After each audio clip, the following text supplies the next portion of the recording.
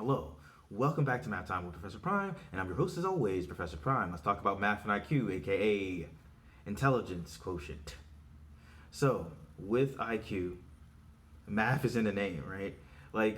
Math is what it's all about, how things are scored and the implications or alleged implications. Yeah, I said alleged. We'll get to it. Um, so, with IQ scores, the idea, of at least at first, was that you had a person's mental age score obtained from different tests, and this was divided by whatever their chronological age was, and that was then taken and multiplied by 100, and you were given the IQ. Now, that was before. In modern times, it's grown to be a little bit more complex. It's grown to be more statistical.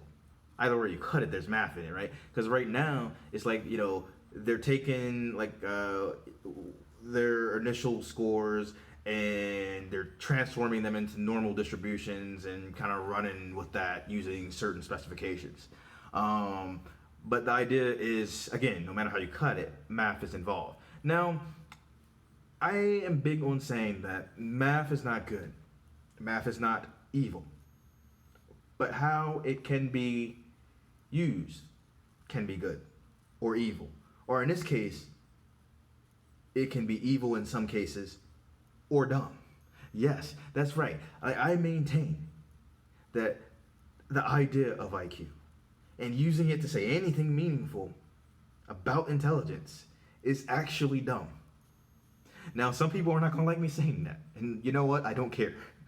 I'm bothered by the idea of IQ. I'm bothered by the idea of math being used to, once again, say something about someone's intelligence, because I've seen that time and time again, and it bothers me to my very core. Let's get into it. And if you don't like what I just said, then don't watch the rest of the video. I don't care. You can go.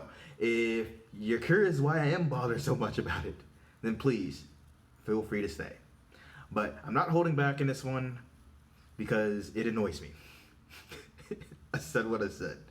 Okay, so with IQ, the idea is meant to talk about a person's intelligence or perceived intelligence and relative to other people, notably as time goes on. Now the problem with that is it doesn't actually say anything meaningful. The idea is that you have these different questions and you get a set amount of time to say them, and there's different types of IQ tests, right? And there's different organizations involved with that, different scores, and as time has gone on, you have the idea that hey, a certain amount of people fall in between this score and that score. You might have a certain amount of people fall between 85 and 135 or something like that. That's where most of the people are supposed to fall, or some stupid stuff like that. Yeah, I said it again. I am bothered by IQ. I mentioned it. I know I don't usually talk like that in my videos, but I'm bothered by it because it's this idea that most people are this intelligent, and we're just gonna use this score to indicate that. But here's the thing, right? When you're taking an IQ test, some people are going to take longer on tests than others, and that's not an indicator of their intelligence, but it's deeper than that. So because we're talking about timing, something that's mathematical, and how it may not give you the result that you want, and how the score is something again that's mathematical may not give you the results that you think that it will. But that's not all. You have to consider socioeconomic backgrounds. You have to consider that there are different types of intelligence, and even with developing tests that are supposed to be unbiased, the idea that you can have a standardized test that is supposed to indicate intelligence is biased and classist in its very nature. And the fact that we have been dealing with this for about 120 years at this point is alarming to me, because you see it in media. Sure, people saying, oh, this person has this high IQ, and saying this number that is usually some nonsense number and doesn't mean what they want it to mean. And you also have stuff in real life where it's still impacted by it, right? Because you have public policies and education still impacted by IQ. And even if something isn't directly called an IQ test, you still have the idea that, the same logic is being used, and it's flawed because again, not only do people perform differently on tests for a variety of reasons, we all have different types of intelligence. And I'd like to point out on some of these IQ tests, you might have things like math brought up, right? And again, this is like, more math being used into it, right? And I bring that up in particular because like when you're dealing with word problems, not only is wording an issue and who's like, writing the problem, but the idea that you can write these problems and have them like be an indicator of intelligence is absurd to me. And I say that as a mathematician and someone who is like good at math. But just so we're clear, when people say I'm good at math, they mean good in the academic sense. They mean at any time that they say someone is good at math. Because here's the thing. There's math in the academic sense, and there's math in the natural sense. And in the natural sense, we are all good at it. In the academic sense, we all could be. But we don't all have the same educational experience, right?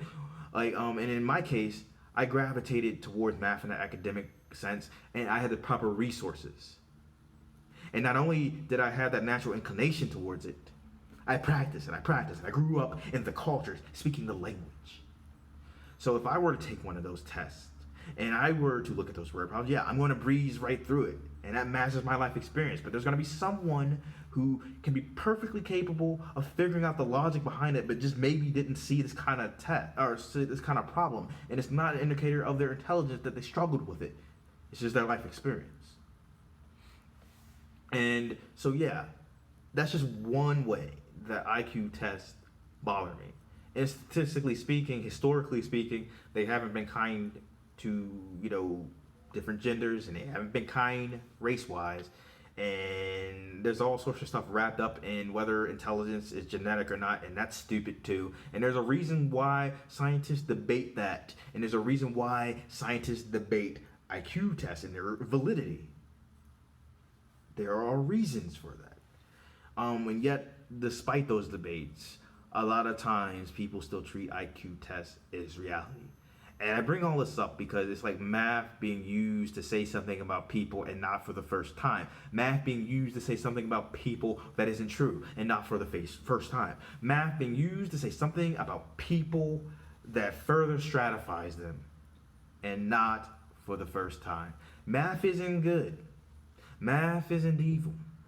But it can be used for good things. It can be used for evil things. And in this case, it can be used for evil things and dumb things. Because I think, again, it is dumb to think that by taking a test, it can indicate whether or not someone is intelligent. Because here's the thing, right? You can be quote unquote book smart and be intelligent in that academic sense, which for the record, I think that's bull too. Not in the sense that you can be that, but in the sense that people can't get up to that same level, right? I think that's nonsense. But let's say that, you just happen to have your life experiences correlate with that. Right? You have that, you have the whole idea of street smart, or, you're good with common sense, but that's something that you can grow to too. There's emotional intelligence, which, okay, maybe you have a natural inclination towards that, but I'd argue you can grow too. There's physical intelligence, which, you might have different things going on in your life, but I feel like you can grow that too to an extent. You might have different disabilities, but if you have a disability, that might help you think about things physically in ways that others aren't seeing, and you might have a different sense. And so it's not that you wouldn't be intelligent in that physical sense. You might see things differently, and that's worth considering too. Considering something differently than someone else doesn't mean that you're not intelligent in it. So you might have intelligence in these different areas, but in different ways. I think that's worth talking about. So you can develop different things. You can think about things in different ways. You can have physical intelligence. You can have emotional intelligence, academic intelligence, street smarts. You name it. It exists. And I feel like these areas can be developed, but not always in ways that you think, and not always in ways that, people expect. Because, it's like maybe you have ways to study that are different from other people. Maybe you handle academics differently than other people. Maybe you handle art differently than other people. Maybe you have had things in your life that make you think about things in a physical sense differently, whether you had a disability or maybe you've been exposed to different things. And maybe on the emotional level, you just have a better sense of people than they give you credit for. Or maybe you're thinking about people in different ways. But my whole point is like we put a lot of stock in intelligence when really, if you get into what it actually is, more people have it than not, and they have it in different ways. And thinking that we can have a test and we can have a score, that we can have this like number dictate a person's intelligence is absolute nonsense, and it should just be done away with forever. If I haven't made that clear that I dislike the idea of an IQ test by now, and I hope you get that. So I made this video to show that, not only is math everywhere and everything, and that it impacts us in ways that we don't always think about, but I also made it to just really say I don't like IQ tests. And I'm okay with that. It is what it is. But seriously speaking, we do put a lot of stock in intelligence. We put a lot of stock in math, and we should consider that more carefully.